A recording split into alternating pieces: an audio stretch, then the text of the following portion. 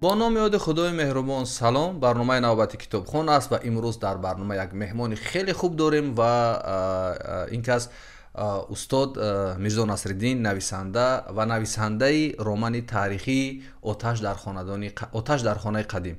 استاد به برنامه خیلی خوش آمدید. تشکر که دعوت ما رو پذیرفتید. استاد شما بجز نویسندگی هنرهای دیگر هم دارید و اونها چی هنرها هستند و امروز با چی کارها بند هستید و چی حال و احوالی دارید؟ اصلا مهندسی نقلیات می باشم. سالهای درازی در автобаз کار کردم، سر انجینیر، دیرکتوری автобаз، دیرکتوری завод. خب بعد با این از بس که از خورده گویم به کتاب شوق داشتم، بعد بود من سالهای آخر یک چند کتابخوان نوشتم. در کشورم یک عنعنه هست که بعضی وقت از منصب ها میروند، از وظیفه ها میروند، بعد میان به سمت یک چیزی بنویسیم. شما واقعا همین چیز رو میخواستید؟ گرچه شما ترجمه خودتان را ننوشتید، درباره خودتان ننوشتید، کتاب نوشتید، و چرا اون وقت در همون جوانی هاتون ننوشتید استاد و بعدا نوشتید؟ چرا؟ автобаз کار میکردم. رحمتی بهرام فیروز آمدن به автобаз، ماشینشون ویران بود است. آخری کار بود. من سردار کلان برآمدیم که ماشین آوردن، گفتن که اسقاط کار نمیکند، یک خبر گیرید. خب دست ما با راه در آوردیم ماشین، بعد پول برآوردن. وقت نگفتم دیگه کاری پول گرفت نمیکند، این کمتر کار خرید شپین کاری گپ نمیکند. بعد گفتن که گپ در پول نگفتن، این که سخنی خوب گفت، آدم خوب بود گفتن. گفتن شهر میروید؟ گفتم خیلی همراه میریم. گفتن بعد ماشین به سیستم گفتن که شما در جوش زندگی بودید، کم کم هم درباره هر روز چی میشه نویسونید. تخمین میکنم که اصلا اون وقت تر شد. به هر حال من کم کم مینویسیدگی اصلا اون وقت تر کردم. بعد چند وقت یک حکایت نویسم فروغ و یا هم جوانه تاجیکستان چاپ کرد، هم ادبیات و صنعت چاپ کرد. دیگه همه حکایت رحمتی بهرام فیروز 3 بار تحریر کردم. بعد که این جنجال ها سر شد بیکار موندم. چیکار کردن کار بود؟ یا که روسیه برفتن کار بود، یا که یک کاری مشغول شدن کار بود. بعد خیلی گرفتم به نوشتم. من گویم در سالهای جنگ که در این دوشنبه بودم، از همون روزهای اول جنگ یک قصه نوشتم با نام شب دشوار و این در مجله صدای شهر چاپ شد و از جانب خواننده بسیار پذیرفته شد. اهل قلم بسیار خوب پذیرفته کردن و با ژورنال روسی هم ژورنال پومبر هم برای نشر کرد. 2004 نشر شده است و امروز در فروشگاه کتاب تاجیکستان نیست و اگر اینقدر پذیرایی خوب یافت چرا فکر نکردید که دوباره این کتاب رو نشر کنید و به دستی هوادارانش برسانید؟ به دستی خواننده. این در من پیشنهاد کردم و چون نشریه ادب چند بار وعده کرد چاپ نکردن. حتی همین آتش در خانه قدیم هرچند که جایزه عینیت دادن خیلی خوب پذیرفته کردن، وعده کردن چاپ نکردن. این هم با پولی خودم چاپ کردم و هم با پولی خودم چاپ کردم. این نویسنده ها در تاجیکستان امروز چگونه است؟ هم از لحاظ قابلیت نوشتاری، هم از لحاظ قدرت مالی. شما همچون یک نفری که در داخل این محیط هستید، به هر صورت چگونه وضع را ارزیابی میکنید از نگاه خودتان؟ رحمت جون سوال خوب دادید. وضع نویسنده بسیار بد است. از همه شخصیتی که در پایان جامعه میستد این نویسنده است. من از یاد خودم شما سخن میکنم. برای این کتاب نوشتن خرید یک نیمه خانه دستنویس کردم در کار است. یک نیمه خانه این به کاغذ میخرید، رنگ میخرید، کامپیوتر میکنید، نمیدونم آدم کامپیوتر میکرد پول میتید، نمیدونم چند بار نشر میروید میگردونند. خوب همین کتاب 63 سو میستد یک دونش. من 500 دونه چاپ کردم، یگون آدم نمیخرد. من مجبور بودم توفه کنم کتابه. هرچند کتابی مثلا کتاب خیلی میگن خوب است، خوب بود. به هر صورت این کتاب تمام شد و خریدار هم داشت استاد. از نگاه ما از دیگر کتابایی که در 30 سال اخیر در کشور نشر شد،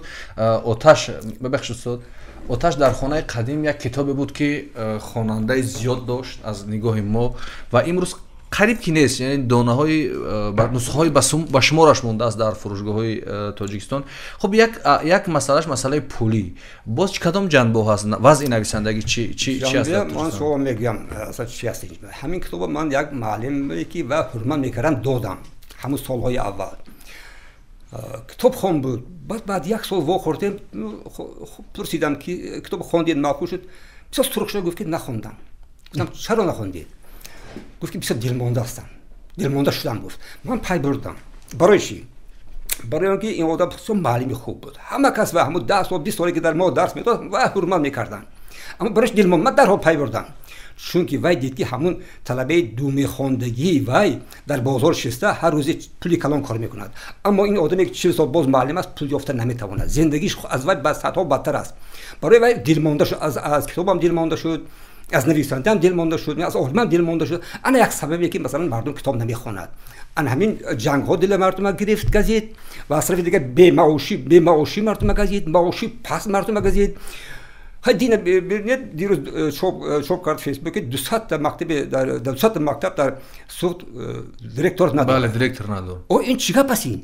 او پیشتر در سالهای شورای مردم اردو میکرد که دیرکتور باشد. بله حتی معلم بودن اردو میکردن. از همه آدم به حرمت در دهات در شهر این دیرکتور مکتب بودین. برابر رئیس و مثلا دوام میکردن توی هاشون با دیگر معرکه‌هاشون با. این کسی نمیخواد دیرکتور باشد. این چیکار پسین؟ این یک بدبختی جامعه ما هستیم. این عقیم ماندگی جامعه ما هستیم. این زود بسر شده یک راهش یافتن در کار هستیم. شما از این وضعیت نمیترسید؟ یعنی که وقتی میگن 200 مکتب دیرکتور نداره این فوجیه است. بسیار میترسم. میترسید که چی بلایی به سر این کشور و این ملت میاد اگر این خیلی دوام کند؟ دا ببینید که ما فرزندان میتیم به اون مکتب باور میکنیم، میتیم به اون مکتب مادامی که دیرکتور نیست و کی نگاه میکنه اون معلمه، کی از وقت طلب میکنه درسش که تکنی چیکار کردی؟ من میدونم دخترچی من از مکتب میبیاد میگفت معلم خوب رفت در بالای وش خوب بود، استالش خوب، مگزش خوب بود. این یک احوال امروز ما باید همه ما که همین از این زمین زیبایی تو نام میخوریم، در عشق می‌ورزیم، نمیدونم شعر می‌نویسیم، وطن میگیم، شعر می‌دیم، امید می‌کنیم، برای پیغام وطن امید داریم. این چیکار پسین؟ یا راهش یافتن در کار این خیلی ممکنه زندگی کردن. اکنون بیام به سر همین کتاب آتش در خانه قدیم. شما با مسائل تکنیک سر و کار داشتید. چرا در موضوع تکنیکی نمی اومدید یک موضوع تاریخی را برداشتید و چرا اومدید دست به این موضوع زدید؟ ما از تاریخ می‌دونیم که در زندگی هر مرد، هر یک خلقی در حیاتش جنگ ها هست، خوب گردش هایی هست.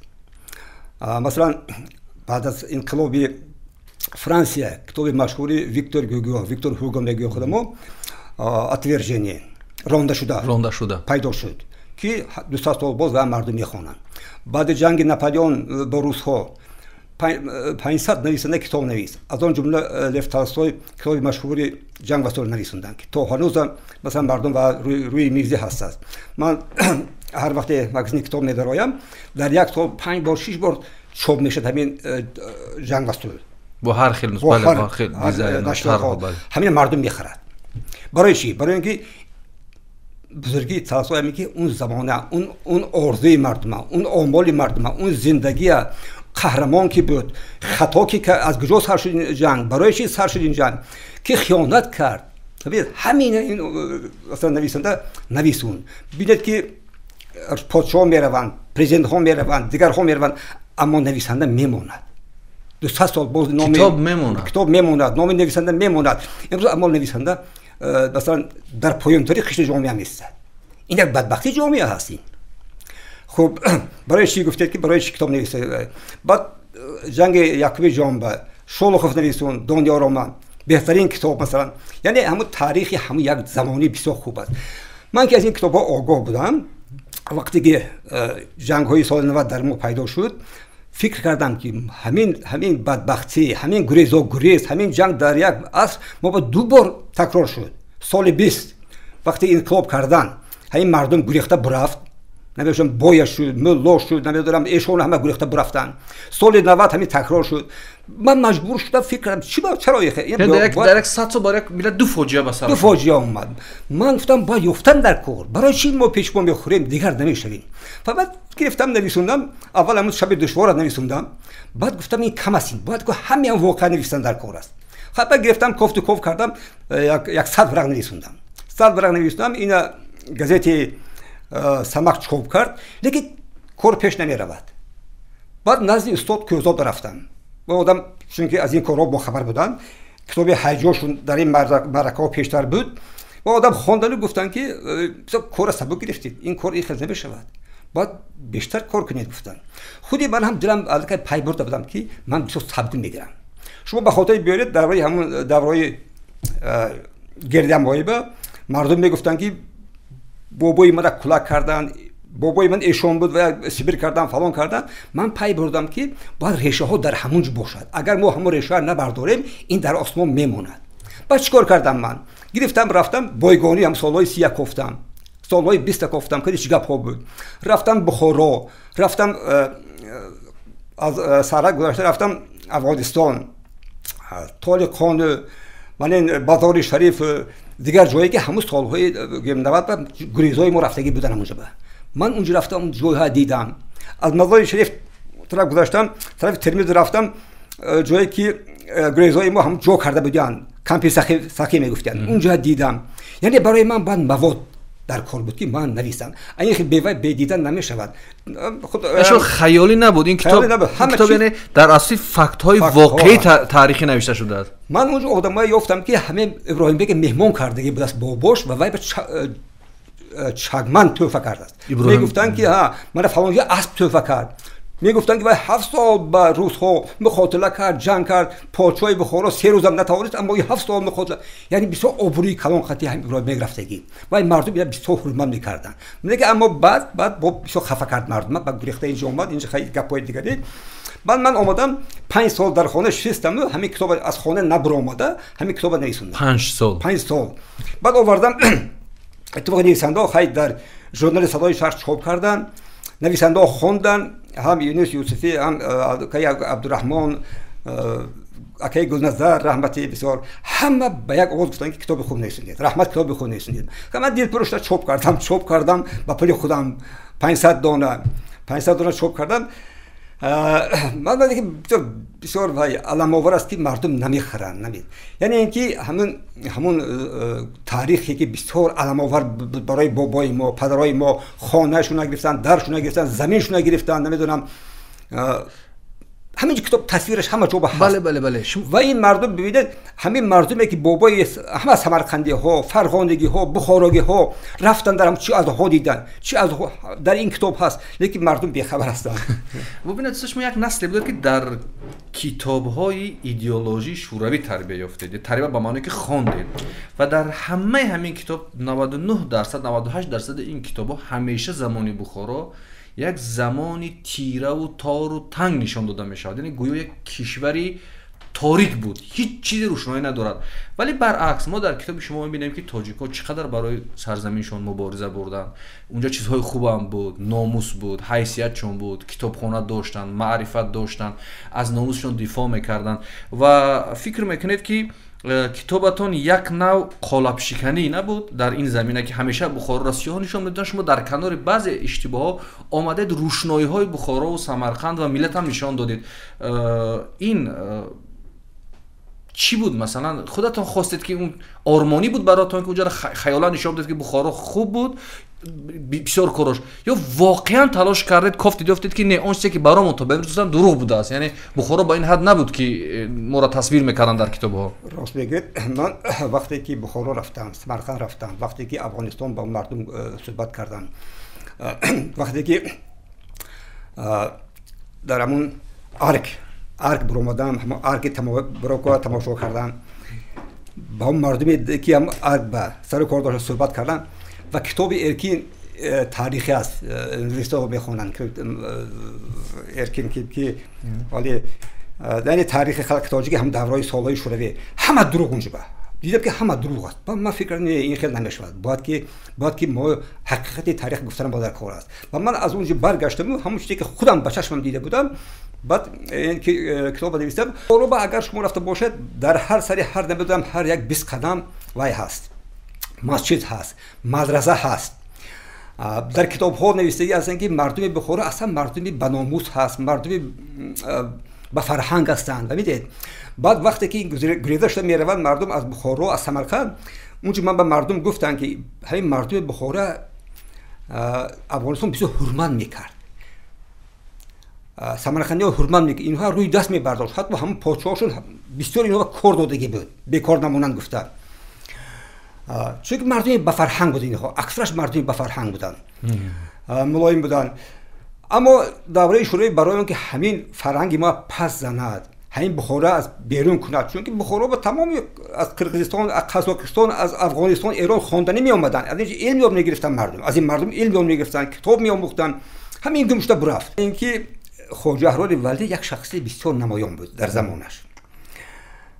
دوره سویتی و سیاکار پرتاتگی بود. یکی این خیلی نبود کور.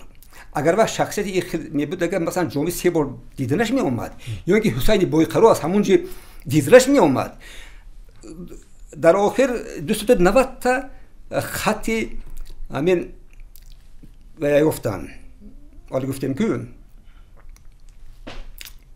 خواجه احرار ولی 200 تا نامه خواجه احرار در هرات یافتن یک چند سال پیش. اینا کتاب چاپ کرد.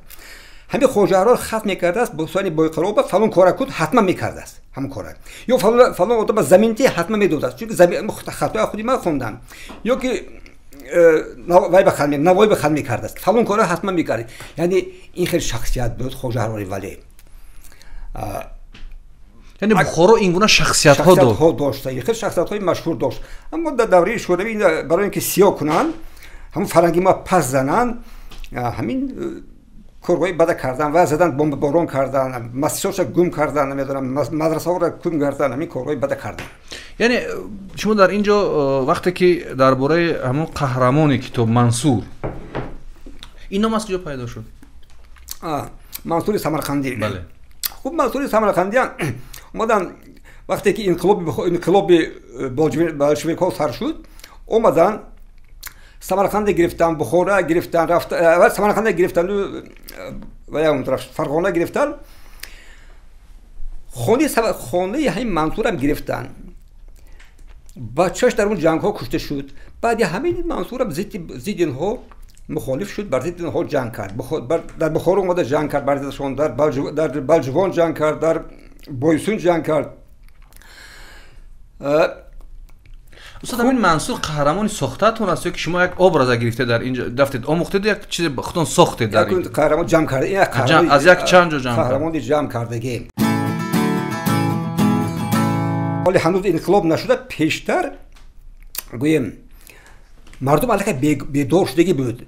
در تاشکند میتینگ گذروندن که بعد اون که نیکای پاشا از تخت بیرون کردن، در تاشکند در شهرها میتینگ شدیم و از اون خودمون دولت‌ها میسازیم.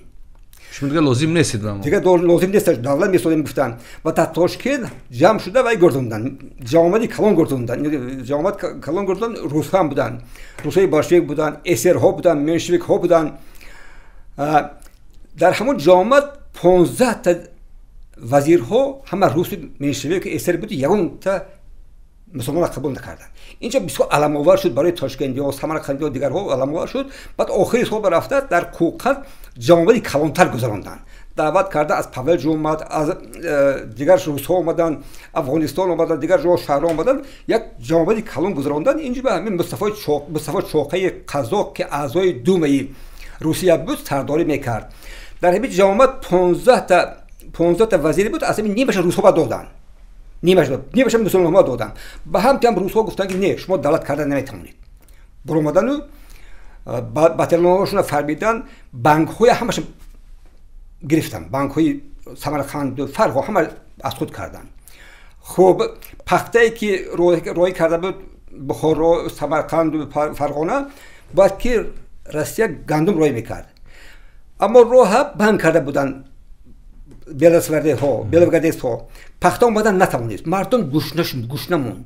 بود که بعد این کارها سر شد، این بلشویک ها قوت گرفتن، اومدن این کارهای بد کردن، مردم برابر میکنیم گفته خانه درشون گرفتن. همین مردم گریزه شد از فرغانه و سمرقند و بخارا گریزه شد. بعد 2 سالش اومدن بخارا گرفتن، نزدیک بخارا اومدن، دیوار بخارا اومدن. روز یکم به روس‌ها زده در اومدن. اما ارمی پادشاه اینا زده بیرون کرد از شهر. در همین یک روز کتابا به 3 بار همین دروازه سمرقند از دست به دست گذشت. اما روزی پگشت سردار ارمی روس ها دید که این خیلی نمیشود، دیوار مستحکم کرد دیگه. بعد مردم ارمی در اومدن نمیتونن. بعد 11 تا ایروپلان دعوت کرده آورد و 3 روز مردم بمباران کرد. در روز دوم پادشاه دید که نمیشود، رو گریخت. مردم هرچی هم شهر کمتر زند گفتن. خیلی گریخت، پادشاه گریخت. وقتی گرفتن به تا غجدوان رفت همین مردم تمامی همین شهر دیهات همراه همین پادشاه همین نالکون رفتن پادشاه هم گیرکونه همین نالکون تا غجدوان رفتن یک بلای میگون همین اومد آخه 70,000 آدم گیرکونه میرد بعضی کف که دهنش بریزد و میدید بعضی میغلطد بالاش زیر کرده میگذاره مرده میشود بعد غجدوان به رفتن بعضی همون ملاهای کلان خسته گفتن که کار خوب نه خدا قهر میبیاد نکن شکر کردن نکن یعنی تقدیر بود از فلان فلان گپ ها همون شب خور رفتن پگاش یک تا عربه آهنین اومده برهانالدین سردار کاروان باشه برد اما وای به کاردار نشد عالم خان به کاردار نشد عالم خان خسته از همونجا برفت دشت غجدبه رفت دشت غجدبه از بالا سمنود اومد و خبر داد که دشت غجدبه است باتالونش اومده همونجا با جنگ پنگ کرده و طلایی که همراهش بردگی بود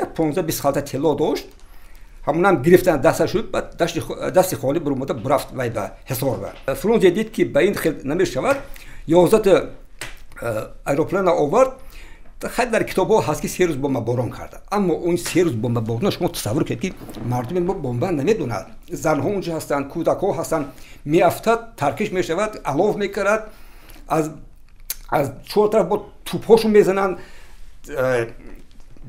دیگر تیرپرانی هست اما مردم بخارا بسیار قهرمانانه شدن روز ها بالای دیوار برومده بالای دیوار من دیدم 5-10 متر بلندی دارد از جای عربه میگشتگی دارد بیرون راست اما از جای عربه میگشتگی دارد که دیوار ویرون کرده بودن کمش ماندگی بود 3 روز همین نموندن اما دروازه 11 دروازه محکم بود نموندن در اومدن بر روز 4م به کوشبگی نظامی خوجه هم ماندگی عسکری بخوره جمع کرد و ملا بچه ها جمع کرده راه روی که بود جمع کرده یک 4,000 عسکر جمع کرده و بعد همون به جنگ شد در ریگستان جنگ شد همون روز 4م بعد در اومد عسکر فرانسوی همون ریگستان جنگ شد یعنی 22 یک تا پیلوت خاطرش چاپ شد سال 80 پیلوت خاطرش چاپ شد گفت که وقتی که ما فرمان دادن که برومده بخار شهر زنید بود ما برومدیم من از بالا دیدم میگفت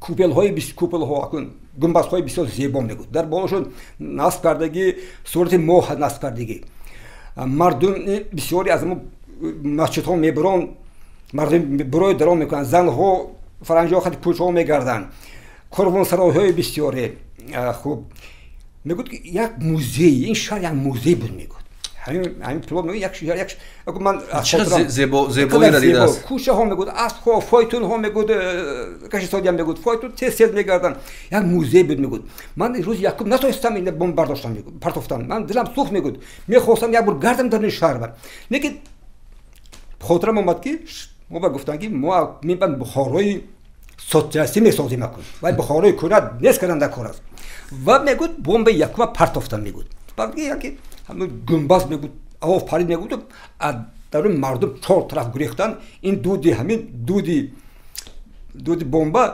مثل مار ادوی مردم میدوید دیگه حواس من اومد گفت بعد بمب پرتافتن گرفتیم یعنی 4 روز 3 روز همین هر روز 10 تا 15 تا مسجد میزدن ویران میکردن با هم دیگر نشون میدادن همون پیلوت ها این مسجد من است من زدم مذاق میکردن بگو یعنی این خاطره ها در سالهای 80 چاپ شد در کدام ژورنال روسا چاپ شد اما در بعد روز 4 نظام مخدوم کوشبگی جنگ کرد بسیار مردم کی بود مردم ملا بچه‌ای که بیچاره کمان ندیدن کمان میگرفتن اینا چه فوس میکنی میگفتن حیران میشدن اگروش بپرونی این مردم خطی جنگ کرد زمانی خود بسیارش مرد برفت اما مردم ارمی روس چی بود ارمی که از خود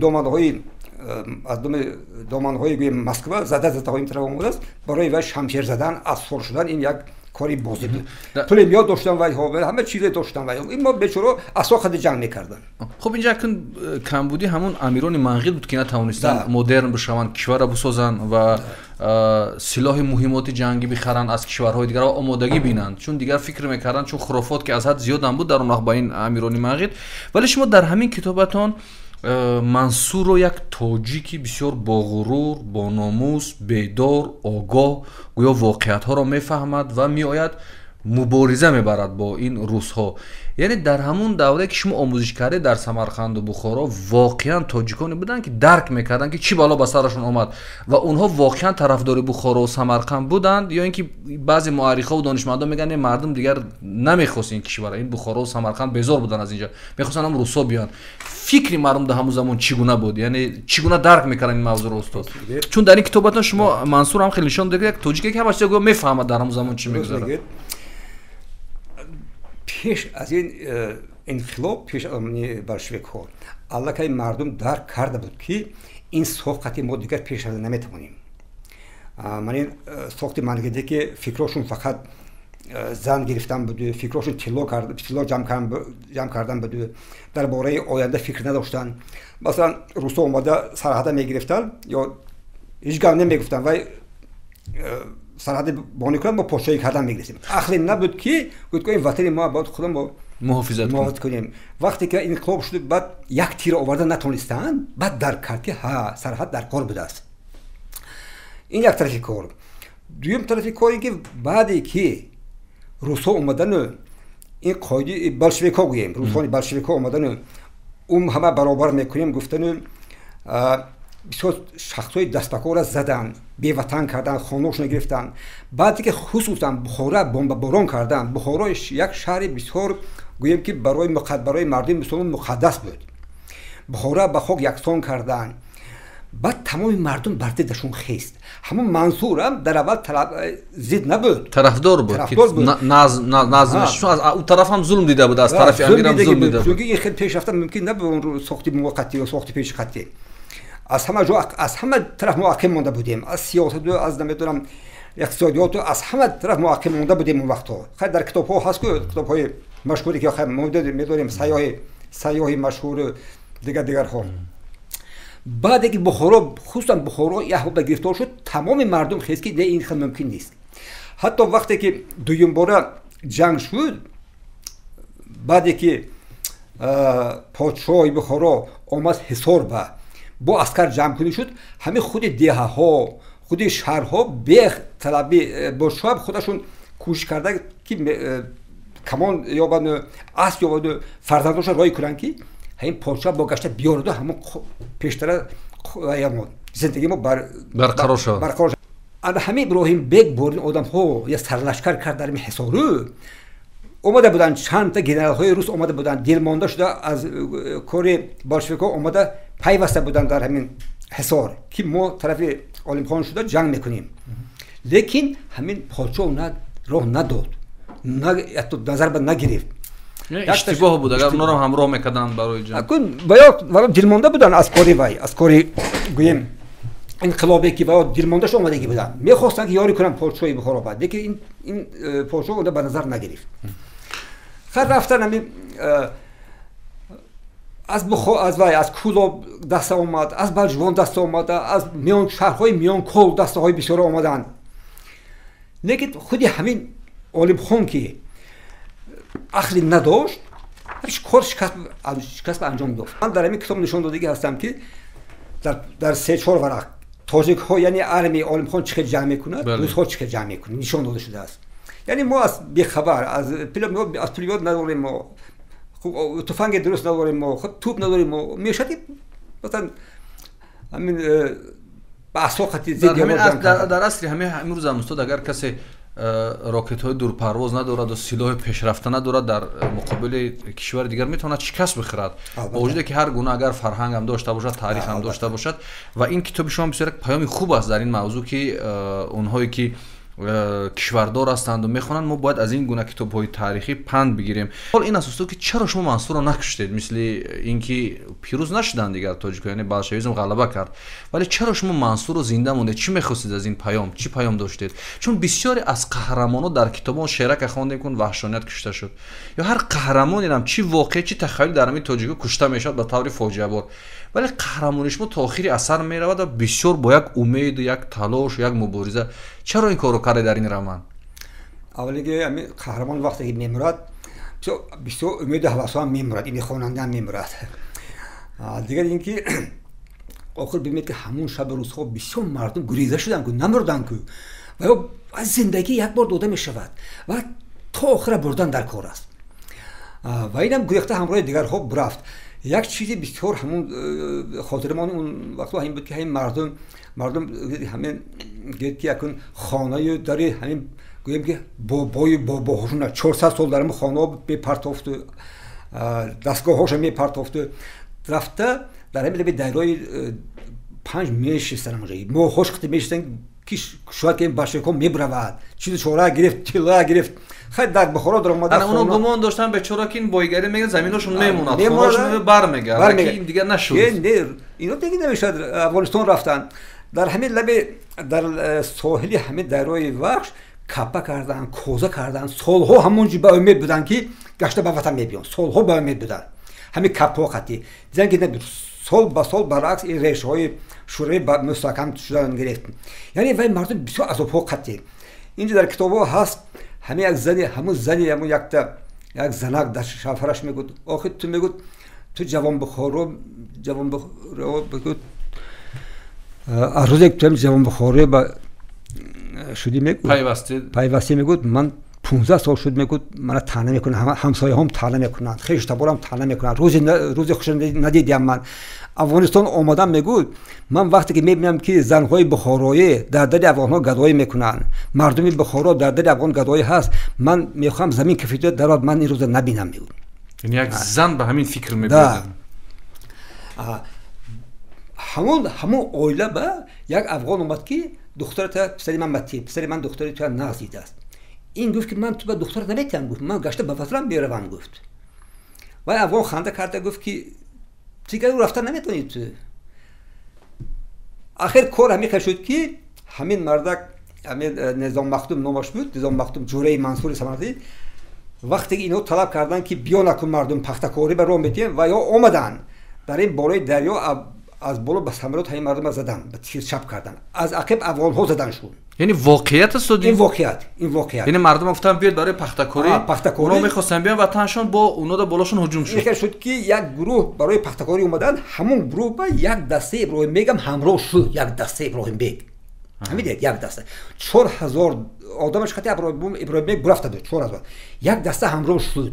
اینها خبر داشتن در بین اونها آدم بود که خبر داد که دسته ابراهیم بیگ شاید برای حمله داشته از بالا زدن با زنا بودن کودکان بودن زدن وقتی اینها گذشتن این طرف همون سردسته ها یا ایگنبری کیم که بودن در همون جلو سری ظلم مونده پس پروندنشون بعد دیگراش اسیر کرده تو دوشنبه آوردن یعنی اینجا به همون نظام مخدوم مرد اما زنش دخترش با همون افغان گرفته برد. دخترش کتاب هست بله در کتاب این واقعه هست بله من خواندم کتاب دخترش برد بچه‌ش بود زنش با خودش گرفت. من فکر میکنم این قصه ساخته خودتون است در این کتاب یعنی مردم وقتی میگذرانن میپرونن شما برای احساس کردن بیدار کردن احساس خواننده یعنی شما این فکت است که اونا وقتی گذاشتن من فکر میکنم چون رمان تاریخی و بدیهی است شما این صحنه سازی کردید برای بیدار کردن احساس مردم و ناموس مردم. اگر این واقعیت باشد واقعا یک جنایت است بالای یک ملت که صورت گرفته است. اگه جنایت ها در اون سالها بسیار بودن. استاد بعد شما همونجا در وقتی که تحقیق کردید یک گروه از جدیدان هم بودن مثلا آدمای روشنفکر هم بودن اگر میرفت و روس ها نمی اومدن به همین سرزمین آیا همین جدیدان و نوبخاریان یا که اون آلفت های بخارا و دیگراش شاید میتونستن خودشون تغییرات های بیارن برای جامعه چون زمانه دیگر میشد یا آهسته آهسته پیشرفت میشد خودی مردم بیدار میشد از این ساختار خسته میشد و تغییرات هم می آوردن یا که اگر همون حکومت پادشاهی بولشویکا فقط همکاری میکردن و مردم با کمتر کمک میکردن دستگیری میکردن شاید خودی مردم این امیر سرنگون میکرد و زندگی بهتر می آوردن و این فاجعه ها صورت نمیگیره این مرکزهای تمدنی و تاریخی از دست هم نمیرفتن استاد نه. البته کتابای فطرت خوندیم سیاه بخارا خوندیم الله که مردم بیدار شده بود که باید تغییرات در آورد. میدونید من بعد در بخارا گفتن که در یک روز بعد که بلشویک‌ها در اومد در یک روز 100 ملا 110 ملا پروندن. یعنی استاد ملا گفته اینا واقعا همون دیندار بود که بعدشون زیایی و عالم دیگر صحبت اینها ملا نبود زیایی بودن آخری. من خاطرم به هست سال اول 60 من الان کودک بودم یک تا همین در بخارا 10 سال خوندگی аз ҳамсояи қишлоқ меомад, ҳамроҳи падарам суҳбат мекард. ин қадар суҳбати ширин дошт вайҳо дар бораи Убайди Зоконӣ, дар бораи Хайём ин қадар суҳбатҳо мекарданд. Охир вайҳо ин мулло чӣ гуфта дигар? Ин мулло зиёии ҳамон замон буд. Вай мулло табибам буд. ملو دانشمندم بود، ملو نمیدونم تاریخدانم بود اون وقتا. و این خیلی مردم ملو بودن. ملو نظری مردم ما بگم آدم بد باشه. این خیلی است آخر. این کتاب اشاره میکنه دوزی هم گفتید پیشتر که امیر چند کیلو تیلوش چند خالتاش گرفتن بعد خزینه کجا شد دوستو؟ همین خزینه کجا شد؟ خزینه فقط بخشش که شهر دید که فقط از همین تیلو و اینی بود کتاب و چیزا هم داشت اون خزینه. یکی میگه خزینه فقط این دوره منقیتو با جمع نشد. این از منقیتو پیشتر دوره شیبانی خون حتی جمع شده اومدگی بود. این خزینه بزرگ. 500 ساله خزینه بود اینجا. خب اینجا فقط تیلو نه، تیلوی بخارا بود، تیلوی بدخشان بود، خوکش بود، سلیتکش بود، یک گله بود. سالهای 90 بعد در مطبوعات همین گپا پیدا شد 700 تن بود. تو فلان این مطبوعات بود. من همین در کتاب اول نوشتم 700 تن. بعد من سالهای بعدش یک حجت پیدا شد که مسکویچ‌ها قبول کردیان. 7 نفر از مسکو قبول کرده بود است. همین تیلویا. چیکار شده است؟ بعدی که امیر بخارا گریخت، همون بی ترتیبی آبا بلشویک‌ها در اومدن خوب دوزی کردن. بلگواردش‌ها در اومدن خوب دوزی کردن. اینا خود ما در اومدن دوزی کردن. خب بعد این کارها یک اون وقت تا بخارا روی پاییز نبود، تا کوگان بود روی پاییز.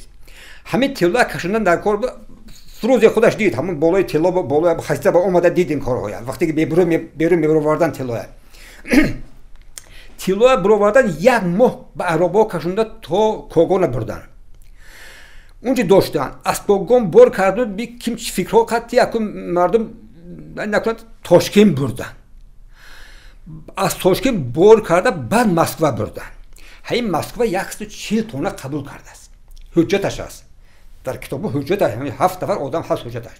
اگه تصور کنید که وقتی همون 3 روز 4 5 10 روزی اول دوزیدن از کشاندن بخارا تا کوگان دوزیدن، از کوگان تا تاشکند دوزیدن، از تاشکند تا مسکو دوزیدن و مونده که 150 تن شد. 150 تن قبول کردن. فهمیدید؟ وقتی که فرونزی اینجا از اینجا مسکو رفت، واگنش در نزد مسکو داشتن به فرمان تروتسکی. در اومده دیده که واگن به 20 چیز دوزیده است همین فرونزی. همونجا خواسته اینو ترمه کنن به فرمان تروتسکی. لیکن استالین نمون. استالین علاقه دیده بود تلوی بستوره بردن شد نمون. اینه گرفت فرانت غرب رای کردن. غیر اینا وقتی که همین کازاک اکو در آمدن ارمی بلشویک‌ها خونده به خونه کشت تلو طلب میکردن. در کتاب هستن این چی؟ بله در کتاب آورده شد بله. کی تلو میتی و تلو نمیداد میپروننش. یا که تلو رفته میداد. این همسو میگفت که همسو هم تلو رفته اوای گید.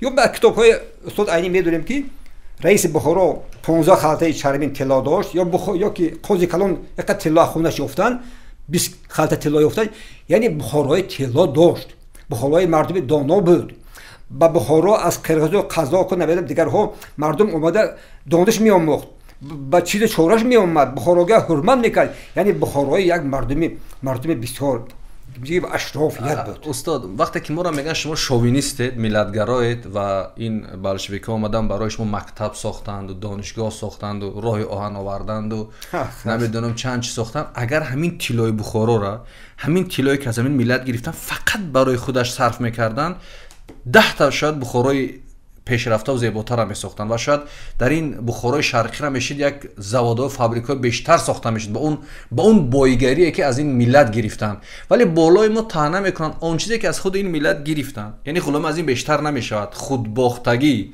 بی‌هویتی از این ملت نمیشود که این قدر چیز از این ملت گرفتن و اومدن در عوض 3 مکتب و نمیدونم 4 دانشگاه و 4 بیمارخانه ساختن هنوز بعضی بانام زیای ما بالای ما طعنه میکنن که شما بس ندین گپا را که اون مردم اومدن برای شما کشور ساختن برای شما بانیسه ساختن برای شما راه آهن ساختن برای شما مکتب ساختن اگر از بخارا با حجت که وجود داشته باشد 700 تن طلا فقط طلا است دولی دیگر همش این 700 تن طلا اگر 700 نگید 200 دخلن گید 200 تن 100 تن طلا اگر تیپ گفتید که حجت وجود داره نه حجت موجود است که 140 تن مسکو 7 نفر نمایش خطی قبول کرده است یعنی 140 تن طلا از بخارا قبول کرده است дар он замон устоад уна ба пул иваз кардан ва овардан барои ин миллат сохтан охо устоад мешавад шаҳрҳои беҳтарина бо ин қадар тилло сохти ё не устоад назаратон чи аст дар ин мавзӯъ غیر از طلا در بانک بخارا بود بانک روسیه بخارا بود با подшоҳии Бухор بانک پادشاهی بخارا الهیده بود با بانک روسیه بخارا بود در همین یک بانک این در هر دو بانک همین امیرالملک خان پول داشت در هر دو بانک طلای پولش بود من حساب کردم گفت 7 میلیون اسب 7 میلیون چند میلیون اسب میشد یا 7 میلیون اسب همون وقت یعنی این نه اینکه فقط طلا این بانک خوب پولی کلان بود پولی کلان نه اینکه فقط گویم که پادشاه پول داشت تمام بایی های بخارا پولشون بود در این بانک ها همین بانک ها گرفتن ندادن فهمیدید یگون تین ندادن غیر این پخته 2 ساله پیلا پشم جمع کرده داده بودن که باید روسیه گندم روی میکرد گندم روی نکرد چون که راه بلگوارت های گرفته بودن نداشته روی کردن این پخته هم به پول مون پیلا هم یعنی ثروت یک ملت مونده دست مون ثروت مون خواهیم برنامه را خلاصه کنیم من یک سوال میتونم باش مثلا میخوام جواب باشد جوابتون آزی درباره این گفتیم که خب هر مسئله دو پهلو دارد پهلوی خوبی دارد پهلوی با بدی دارد ما باید میگه خوبی من گفتی بدی من بگو ولی سوال این است برای کشورداری فرض کنیم یک کشور اومد یک کشور دیگر را تجاوز کرد گرفت بویگریش گرفت خطش گرفت زبانش گرفت همه چیز گرفت و در عوضش اومد براش مکتب ساخت و راه ساخت و تونل ساخت و نمیدونم چند بیمارخانه ساخت آیا ما بیاییم باید از همون کشوری تجاوزگر تعریف کنیم تمجید کنیم یا بگیم که اونا اومدن کاری خوب کردن همینجا باید چی کار کنیم نظر من اینه که هیچ وقت اینه تعریف کردن ممکن نیست تجاوزگر برای نمیاد که برای من شما مکتب سازد راه سازد و فکر خودش و آبادی خودش دارد اما ملت باید که خودش میگه نمیگم تربیت کند همه دانشمنداش تربیت کنه باید راه خودش به همه تاریخ گذشتهش نیا کرده با همه که اون چیزی که بایگری خودش داشت دانشمنداش دادن تاریخش داد همه نیا کرده خودش تربیت یافته پیشتر رفتن گرد دانش آموزد پیش رود یعنی به همه راه خودش رفتنش در کار اما هیچ وقت به بنیاد کردن در کار نیست تکیه به خودش داشته باشه روی پای خودش بایستد خودش در خودش بیدار کند و شود ملت استاد بار دیگه به برنامه خوش آمدید تشکر که دعوت ما رو پذیرفتید تشکر استاد برای پذیرفتن دعوت به بیننده برنامه کتابخانه داور میشم که هم صحبت ما بودن میرزا نصرالدین نویسنده خوبی ما که یک کتابشون در تاجیکستان مشهور است آتش در خانه قدیم اونایی که این کتاب رو خواندن من فکر میکنم خیلی لحظاتی معنوی بردن با واقعه‌های تاریخی آشنا شدن و آنهایی که تا هنوز این کتاب رو نخواندند از همین روز از همین لحظه از همین شب شروع کنند دسترس کنند کتاب رو بخونند واقعا کتابی جالب است و ما امیدواریم که در آینده نزدیک این کتاب بار دیگر نشر می شود و دسترسی هواداران دوستداران و هواداران کتاب میگردد این برنامه کتابخوان بود تا برنامه‌های آینده در حفظ و پناه خدا باشید خدا یاری آورتان